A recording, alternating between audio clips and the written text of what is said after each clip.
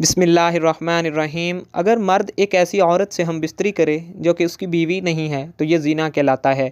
ज़रूरी नहीं कि साथ सोने को ही ज़िना कहते हैं, बल्कि छूना भी ज़िना का एक हिस्सा है और किसी पराई औरत को देखना भी आँखों का ज़िना है।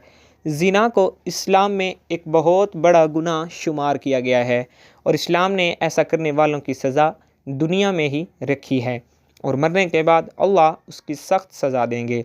ज़िना की सज़ा क्या है और इस बारे में कुरान और हदीस में क्या अहकामात हैं और ऐसी कौन कौन सी औरतें हैं कि जिन पर ज़िना की सज़ा आयद नहीं होती, अगरचे उन पर ज़िना का जुर्म साबित भी हो जाए, लेकिन उन पर शरई हद लागू नहीं होगी।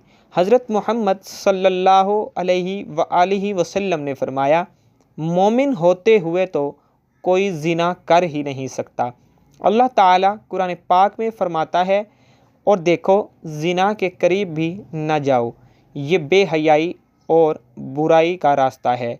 अगर ज़िना करने वाले शादीशुदा हों तो खुले मैदान में पत्थर मार मार कर मार डाला जाए, और अगर कुंवारे हैं तो 100 कोड़े मारे जाएं। बहवाला बुखारी शरीफ।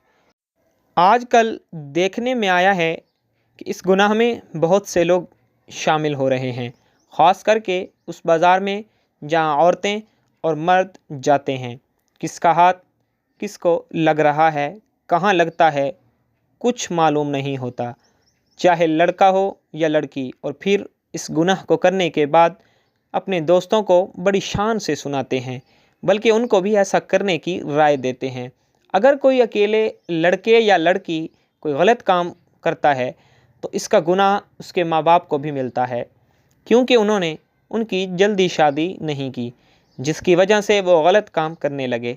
और शादी की उम्र होने के बाद माँ बाप उनकी शादी ना करें तो अल्लाह ताला नाराज़ हो जाता है और उनके घर की बरकत ख़त्म हो जाती है और उन माँ बाप से क़यामत के दिन अल्लाह ताला हिसाब मांगेगा।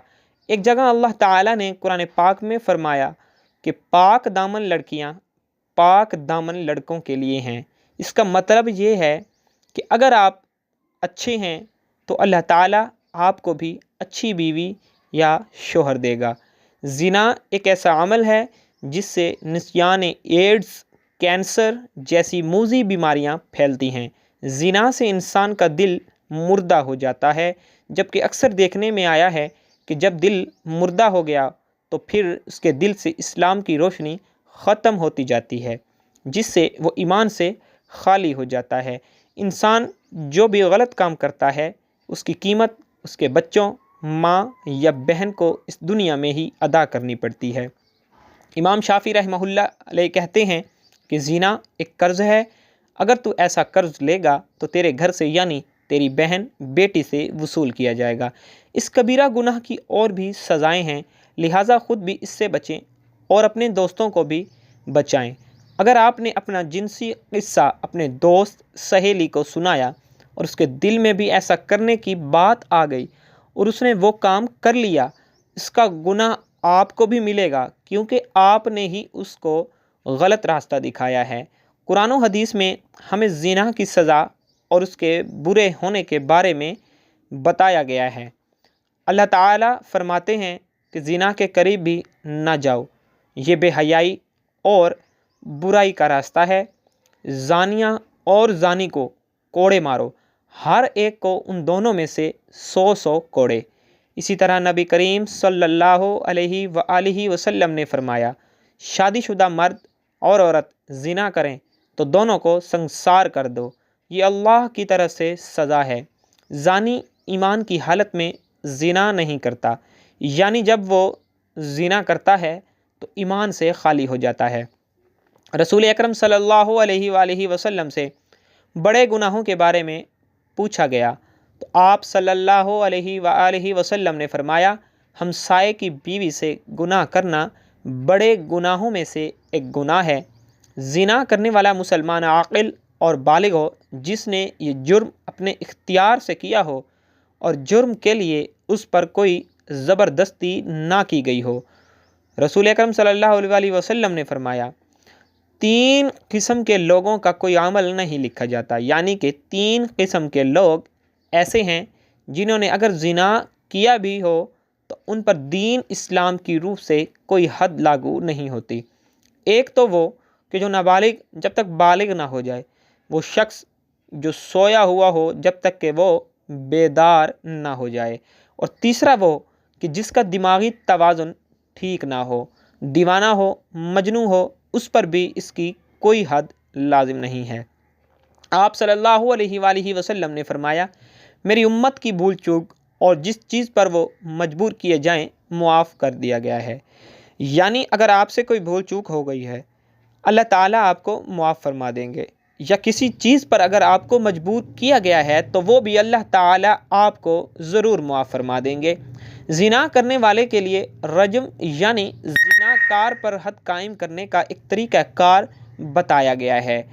زمین میں گڑھا کھودا جائے، زانی کو اس میں کھڑا کر کے سینے تک اس کو مٹی سے دبا دیا جائے اور پھر پتھر مارے جائیں یہاں تک کہ وہ مر جائے۔ یہ کاروائی امام اور مسلمانوں کی ایک جماعت کے سامنے کی جائے۔ اللہ تعالیٰ کا فرمان ہے، اور ان کی سزا کے وقت ایمان والوں کی ایک جماعت حاضر ہونی چاہیے۔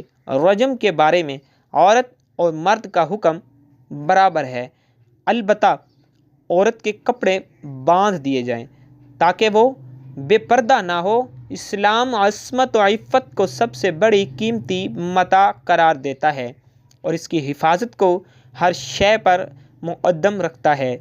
چنانچہ اسلامی معاشرے میں انتہائی گھناؤنا اور بدترین جرم ہے، اور اسلامی تعزیرات میں اس جرم کی سخت ترین سزا مقرر کی گئی ہے۔ اللہ تعالیٰ سورہ بنی اسرائیل میں فرماتا ہے، اور زنا کے قریب مت جاؤ، بلا شبہ وہ بے حیائی ہے اور برا راستہ ہے۔ اس آیت کریمہ میں زنا سے اس طرح روکا گیا ہے کہ زنا نہ تو کرو بلکہ زنا کے قریب ہی نہ جاؤ، جس سے معلوم ہوتا ہے کہ زنا ایک بہت ہی بری چیز ہے۔ حضرت عبداللہ بن مسعود رضی اللہ تعالیٰ عنہ فرماتے ہیں کہ میں نے رسول اکرم صلی اللہ علیہ وآلہ وسلم سے پوچھا کہ سب سے بڑا گناہ کون سا ہے؟ تو آپ صلی اللہ علیہ وآلہ وسلم نے فرمایا کہ سب سے بڑا گناہ یہ ہے کہ تم اللہ کے لیے شریک ٹھہراؤ، حالانکہ اس نے تم کو پیدا کیا ہے۔ میں نے پوچھا اس کے بعد کون سا بڑا گناہ ہے؟ فرمایا یہ کہ تم خوف سے اپنے بچے کو قتل کر دو کہ وہ تمہارے ساتھ کھانا کھائے گا۔ میں نے پوچھا پھر کون سا بڑا گناہ ہے؟ تو آپ صلی اللہ علیہ وآلہ وسلم نے فرمایا یہ کہ تم اپنے پڑوسی کی بیوی سے زنا کرو، بحوالہ صحیح بخاری۔ ابتدائی اسلام میں زنا کی سزا یہ تھی کہ زنا کرنے والی شادی شدہ عورتوں کو تاحیات گھروں میں بند کر دیتے تھے، اور کنواری لڑکیوں یا پھر غیر شادی شدہ مردوں کو زنا کرنے پر زنجروں، توبیخ اور ڈانٹ ڈپٹ کی جاتی تھی۔